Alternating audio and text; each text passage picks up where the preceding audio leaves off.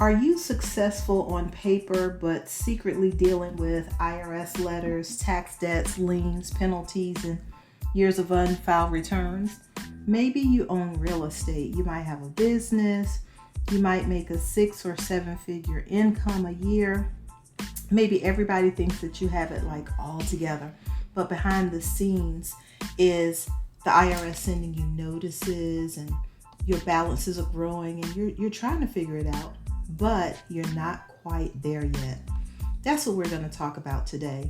I'm Deltrease Hart Anderson, and welcome to another episode of Tax Problem Solved, where we keep the IRS out of your pocketbooks, wallets, and bank accounts.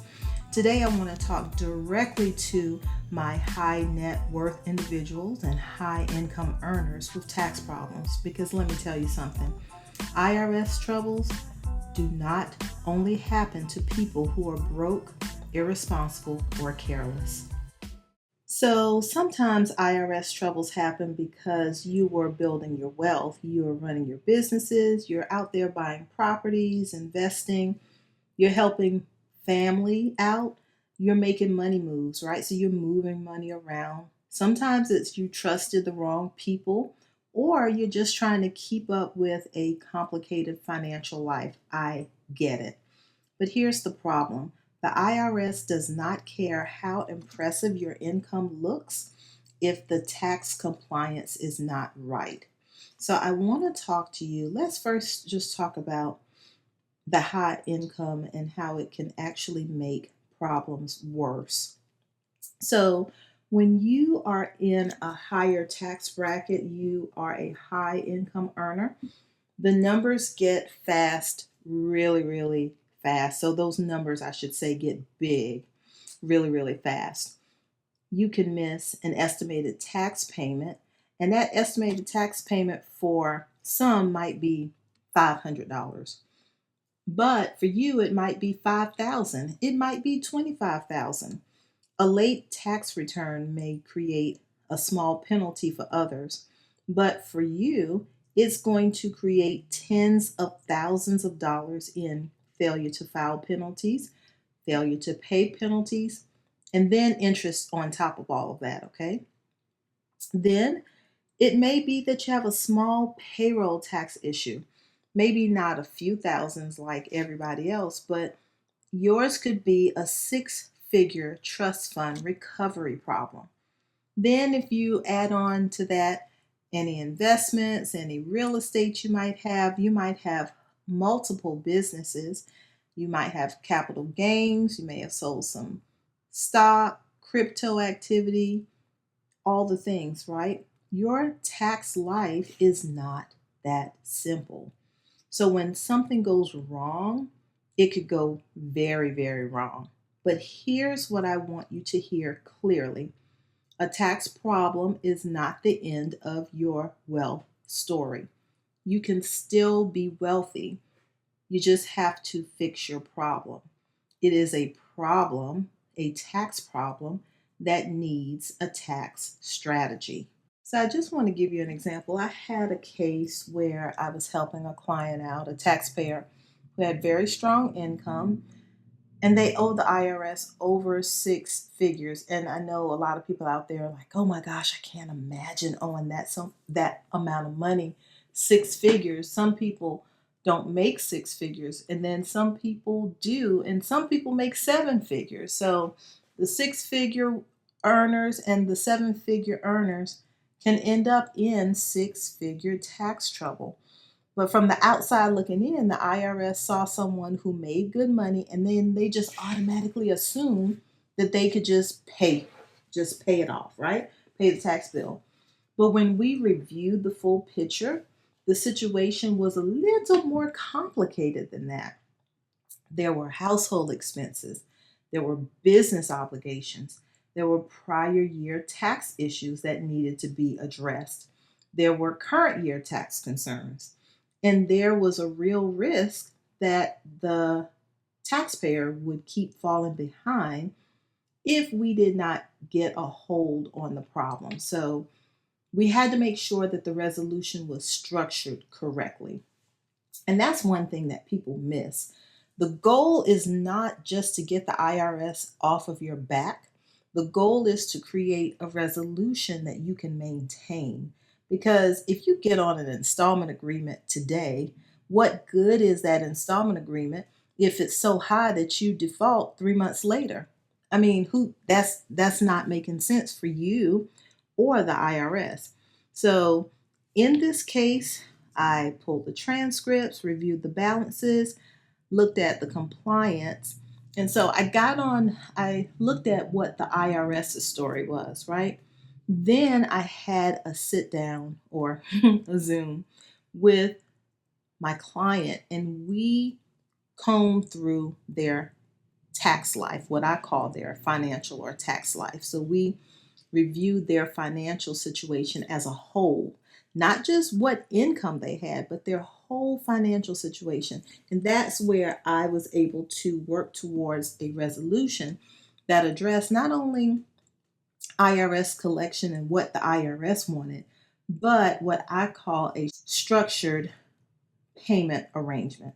That is something, not what the IRS wants, but what the client, the taxpayer, actually has the ability to pay. And that is the difference between guessing and having a tax resolution strategy. So I'll give you another example of a business owner that had some payroll tax problems we helped out. So this business owner fell behind on their payroll taxes. Now, payroll taxes are even more serious than just regular income taxes. And I'm not going to say just, but payroll taxes are more serious than income taxes. Because when you withhold taxes from an employee's paycheck, the IRS treats that money differently. They don't see it as ordinary business debt. They see it as a part of what's called trust fund money. The IRS trusted the business owner to take that money from the employee, their employees' paychecks, and give to the IRS. Okay? Now, if that issue is not handled properly, if that process, if you will, is not handled properly, the IRS may pursue the business and potentially assess every responsible individual personally. Okay? And I say that because it's not just the business owners, it could be the office manager, it could be the accountant, the payroll clerk, anybody that could have had a hand in touching or processing this payroll. IRS is coming after them. So this is where high net worth individuals and business owners can get themselves in real trouble. They think I'll catch up when cash flow improves. And we all know in business, your cash flow isn't steady. It just isn't. There are ebbs and flows, right? But while you're waiting on cash flow, the IRS is adding penalties, interest, they're sending notices, and they're building up a case. In this kind of situation, the strategy is not just, oh, I'm going to set up a payment plan. We have to look at all sorts of things. We have to look at, are all the tax returns filed, not just the income tax returns personally for each business owner, are the business returns filed, whatever the business income tax returns are, as well as the business payroll taxes. All those things need to be filed. We have to look at, is the business current with deposits? Can the business survive while paying the IRS? Is the owner personally exposed? We have to look at that. That's really big. Are their assets at risk?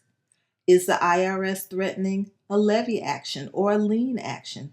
And most importantly, the temporary thing is there a way to stop and force collection while we gather the facts?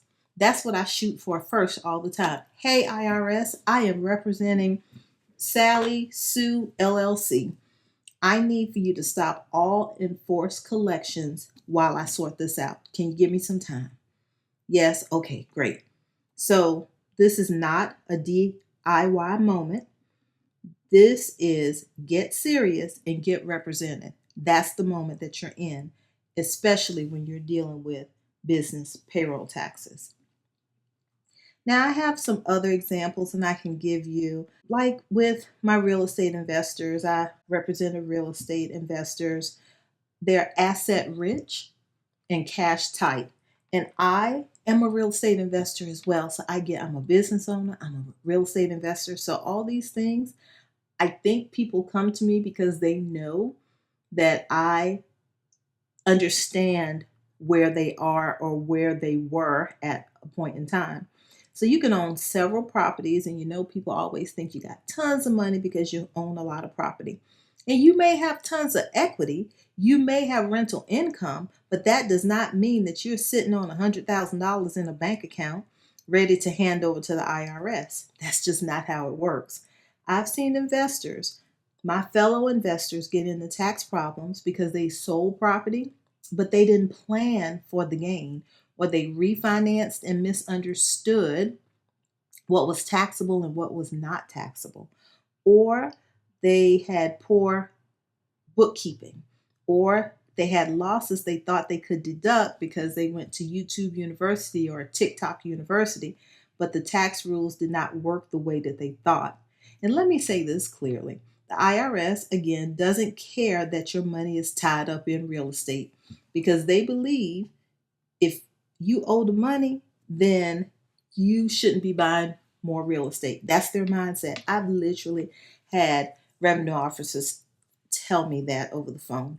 Well, your client is out there buying real estate because they notice everything. They find out stuff. But that's the thing. If they believe you owe money, they're gonna look at your bank accounts. They coming for it.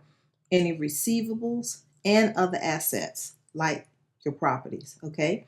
So for real estate investors, we have to be really, really careful. We have to look at the tax debt, but we also have to look at the assets that we have, the equity, the cash flow, the rental income, the entity structures, and the future tax exposure, because the wrong move can create a bigger tax problem. And you do not want to sell an asset to fix one tax problem and accidentally create another tax problem. Okay? Um yeah, I just wanted to share those things with you. Make sure you're not ignoring those letters, okay? I talk about this a lot. Open the letters. If you're afraid to open them, then get with somebody that will open them for you. Because if you don't, you'll get one letter, it stays unopened, then you'll get another, and then you start getting certified letters.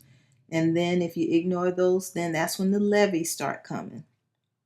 Then you're going to realize that IRS is not going to be nice anymore.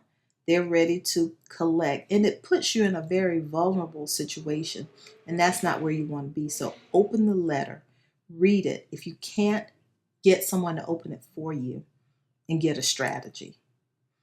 So that's pretty much all that I wanted to talk to you about today. I have a lot to share with my high net worth taxpayers, but just know you probably, when you get to the level of having larger income, larger assets, businesses, real estate, other investments, you need a different level of strategy. Your tax resolution case needs to be more than just, oh, I'm going to set up the basic payment plan.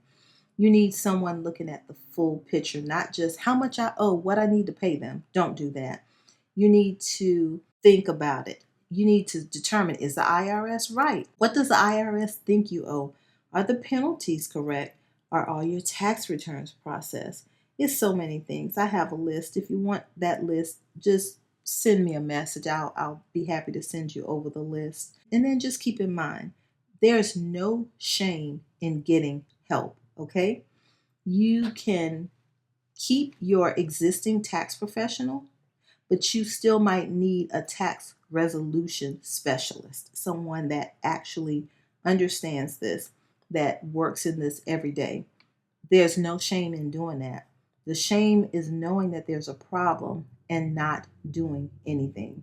So if you are one of those people, real estate investors, 6, 7 figure earners, business owners, executive professionals, anyone dealing with the IRS problems, I want you to hear me today.